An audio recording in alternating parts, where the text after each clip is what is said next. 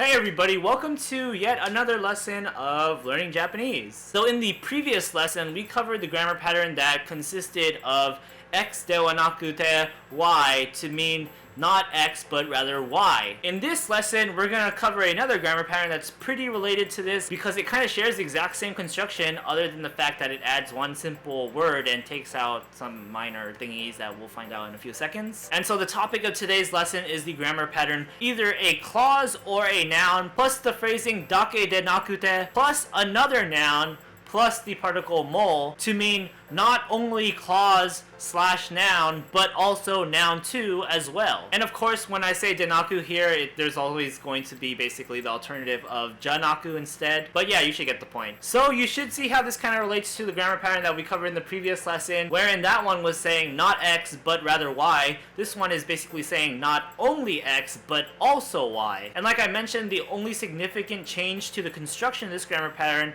compared to the other one is that we add the word dake, and dake here is going to be the word that basically just translates to only. So it's going to translate to not only x, but also y. However, with that being said, there are a number of minor discrepancies in this grammar pattern that we do need to make note of, lest we kind of fail in using it when we try to use it. So in general, what this grammar pattern is going to be used to is to clarify that a statement not only applies to the first noun / clause, but also to the second noun, basically. And like the previous grammar pattern that we covered, x dewanakute y, the te here is going to be optional. So you can use it or you cannot use it, whatever you want to do. We can drop it, whatever, keep it, whatever. Then one last thing, which is actually really important grammatically, is that in some cases, the second noun that we use, the one that precedes the particle mo, is going to grammatically need to be followed by a different particles. Specifically, the particles de, ni, to, and kara. And in these cases, we're going to do just that. We'll mark the second noun with the respective particle that needs to be used, but we'll also still include the particle mo that is demanded of this grammar pattern. We'll just add the particle mo right after that particle.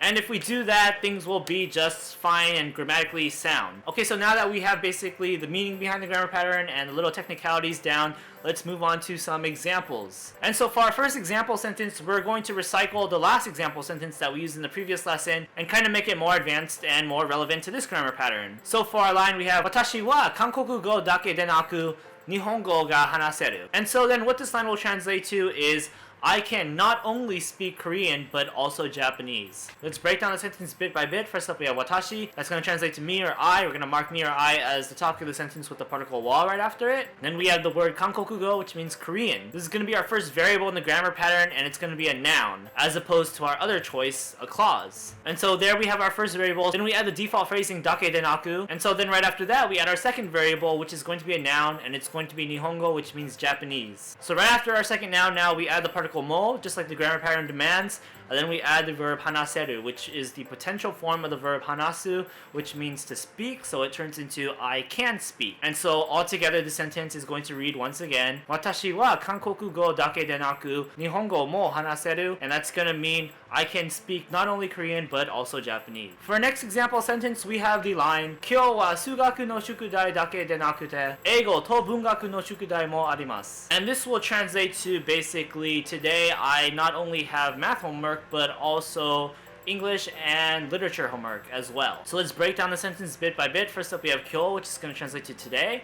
We have wa, marking today as the topic of the sentence. We have suugaku no shukudai. Suugaku is going to translate to math. Shukudai is going to translate to homework. So this is the noun of noun modifications. So suugaku no shukudai is going to be math homework. And this math homework is going to be the first variable in our grammar pattern, which is going to be a noun this time again. And so now all we have to do is add the default phrasing dakedenaku. We're going to include the particle te, which is optional here. And now we'll add on our next variable. And what we have is eigo, which translates to English. We have to, which translates to and. We have bungaku, which translates to literature. So this is going to be English and literature. Then we're going to employ the noun of a noun modification again.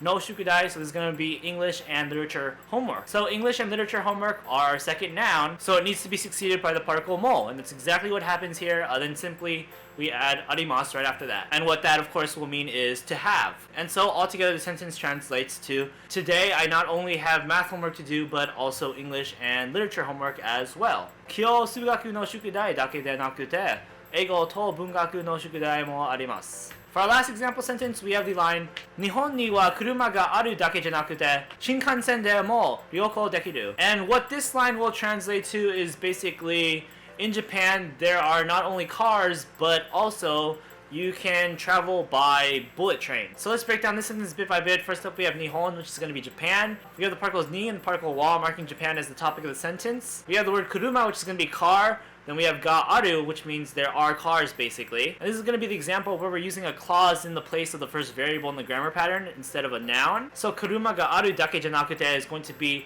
not only are there cars, and then we move on to the next part. And this is where we introduce the second variable in the grammar pattern, which needs to be a noun.